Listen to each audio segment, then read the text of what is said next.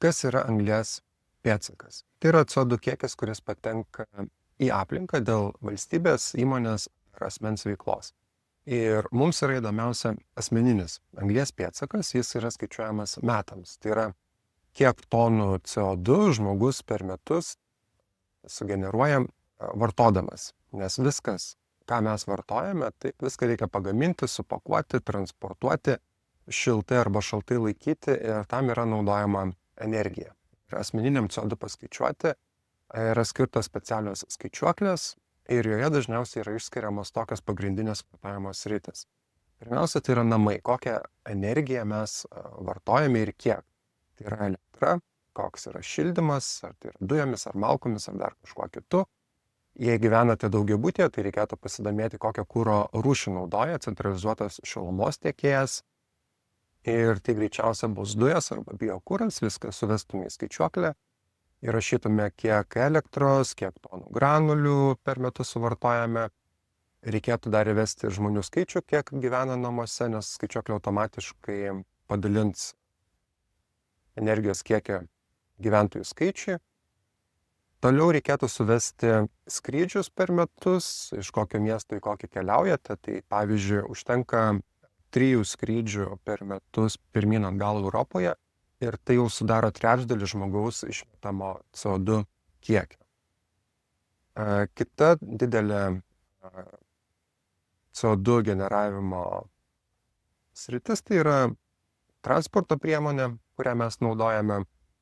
Tai kokiu automobiliu važiuojame, kokį kurą jis vartoja, kiek kilometrų mes per metus nuvažiuojame, taip pat kiek kilometrų su traukiniais, autobusu, viešuoju transportu. Ir galiausiai tektų įvesti, kiek kokiem produktam išleidžiate per metus. Taip yra paskaičiuojamas antrinis CO2 kiekis, nes pavyzdžiui, užauginti obuolį energija nėra naudojama, bet tarkim jį transportuoti arba supakuoti kažkiek CO2 bus sunaudotų, nes pakavimo medžiagas pagaminti ir transportuoti irgi yra reikalinga energija.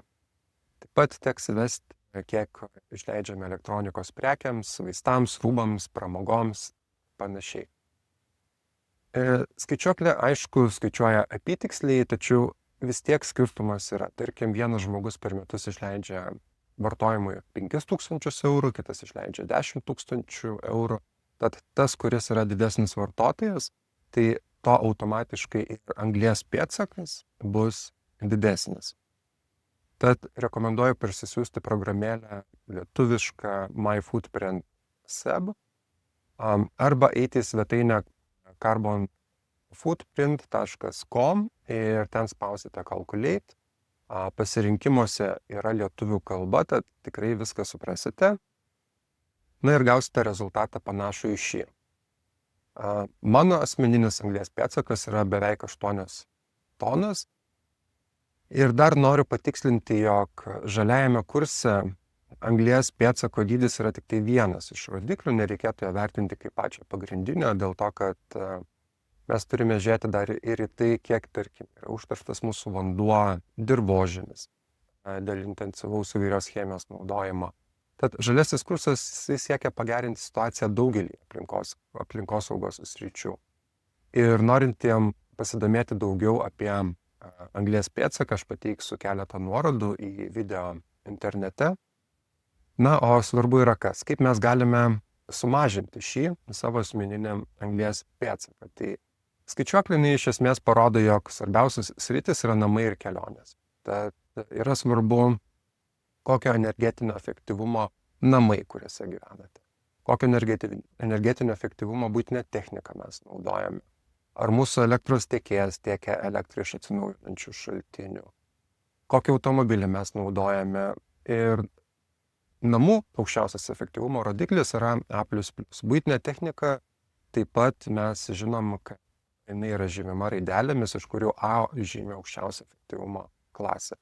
Na, o automobilio tarša yra parašyta jūsų automobilio registracijos pažymėjime. Ten bus parašyta euro 4, euro 5 arba euro 6. Nuo 25 metų Liepos 1 bus įvestas euro 7.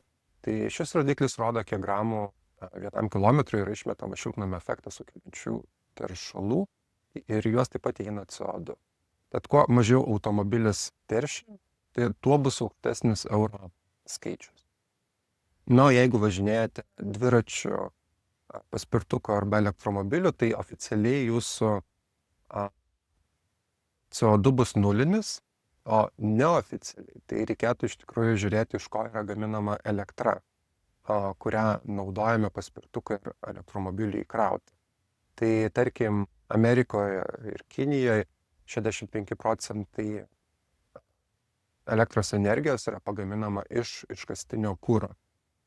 Žaliasis kursas, jisai maksimaliai siekia sumažinti, taip, iškastinio kuro naudojimą, tad jeigu jūs Amerikai važinėjate elektromobiliu, tame yra mažai ekologijos dėl to, kad ta elektra jinai bus pagaminta iš anglies arba iš dujų, bet visgi į situaciją reikėtų žiūrėti šitoje vietoje optimistiškai dėl to, kad energetikos sektorius jisai transformuojasi, elektromobiliai ir jų infrastruktūra vystosi 30 arba 40 metais, na, mes turėsime tikrai kitokią situaciją. Taigi, jūs dabar turite dvi užduotis. Pirma užduotis yra arba į telefoną parsisiųsti programėlę ir ten paskaičiuoti asmeninį CO2 metinį kiekį, o antra užduotėlė yra pasižiūrėti į savo automobilio registracijos pažymėjimą ir pasižiūrėti, kokį euro standartą jūs tenais rasite.